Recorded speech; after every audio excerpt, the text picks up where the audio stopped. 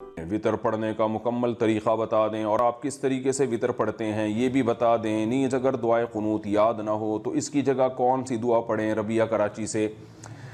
وطر کے بارے میں بہت ساری احادیث ہیں جن میں مختلف طریقے وطر کے بیان کیے گئے ہیں۔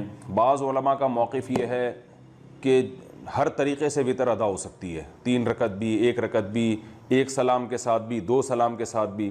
اور بعض علماء نے ان تمام احادیث میں تطبیق دی ہے کہ یہ اپنے ظاہر پر نہیں ہے کہ، اور انہوں نے کہا کہ اصل تو وہ طریقہ ہے جو حضرت عائشہ رضی اللہ تعالی عنہ نے بتایا، صحیح حدیث ہے کہ کان نبی صلی اللہ علیہ وسلم یوتر بثلاث، نبی صلی اللہ علیہ وسلم 3 وطر پڑھتے تھے، لا یسلم الا فی آخرہن، اور صرف آخر میں سلام پھیرتے تھے۔ اور پہلی رکعت میں سبح اسم ربک الاعلی، دوسری میں قل یا ایھا الکافرون، تیسری میں قل ھو اللہ احد پڑھتے تھے۔ تو فقہائے حنفیہ نے اس حدیث کو اصل بنایا ہے، اور باقی احادیث میں تعویل کی ہیں، وہ اپنے ظاہر کے خلاف ہیں۔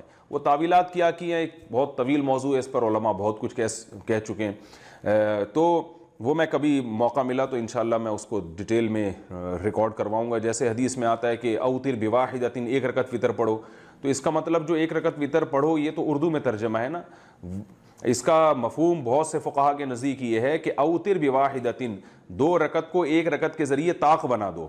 جب پہلے 2 رکعت اور اس کے بعد 1 رکعت ملاؤ گے تو یہ پچھلی 2 بھی جفت کے بجائے طاق بن جائیں گی، یعنی ایون کے بجائے آڈ بن جائیں گی، تو طاق کہتے ہیں آڈ کو۔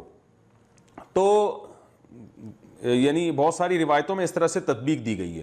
اس کے کیا دلائل ہیں، بہت طویل موضوع ہے، تو میں چونکہ فقہ حنفی کو فالو کرتا ہوں، باقی فقہ کو بھی درست سمجھتا ہوں میں، کہ فالو تو ایک ہی کو کرنا چاہیے۔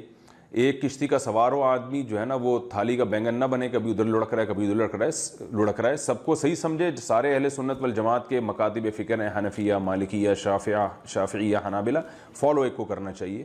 تو میں اسی طریقے سے پڑھتا ہوں جیسے جو احناف کا قول ہے، پہلی رکعت، پھر دوسری رکعت، پھر اس کے بعد اتحیات، پھر اتحیات کے بعد کھڑے ہو گئے، پھر اس کے بعد جناب کوئی بھی صورت پڑھی بہتر ہے، سورہ اخلاص پڑھیں جیسے حدیث میں آتا ہے، پھر اس کے بعد اللہ اکبر کہے، رفع الیدین یعنی کانوں تک ہاتھ اٹھایا، اور پھر اس کے بعد دعائے قنوت پڑھی۔ قنوت میں جو مشہور دعا ہے اللہم انا نستعینک ونستغفرک ونؤمن بک ونتوکل علیک، یہ والی بھی ہے، اللہم اہدنا فیمن ہدیت، یہ دعا بھی ثابت ہے، اور اس طریقے سے پوری نماز ادا کرتا ہوں میں۔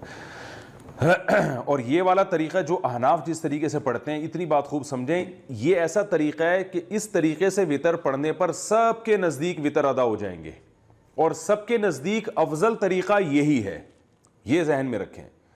یعنی مالکیہ کے نزدیک بھی اس طریقے سے وطر ہو جائے گا، شافعیہ کے نزدیک بھی ہو جائے گا، امام احمد بن حنبل کے نزدیک بھی ہو جائے گا، اور امام ابو حنیفہ کے نزدیک تو ہو ہی رہا ہے۔ تو چاروں فقہا، امام مالک، امام ابو حنیفہ، امام شافعی، امام احمد بن حنبل، چاروں کا اجماع ہے کہ اس طریقے سے وطر ادا بہرحال ہو جائیں گے۔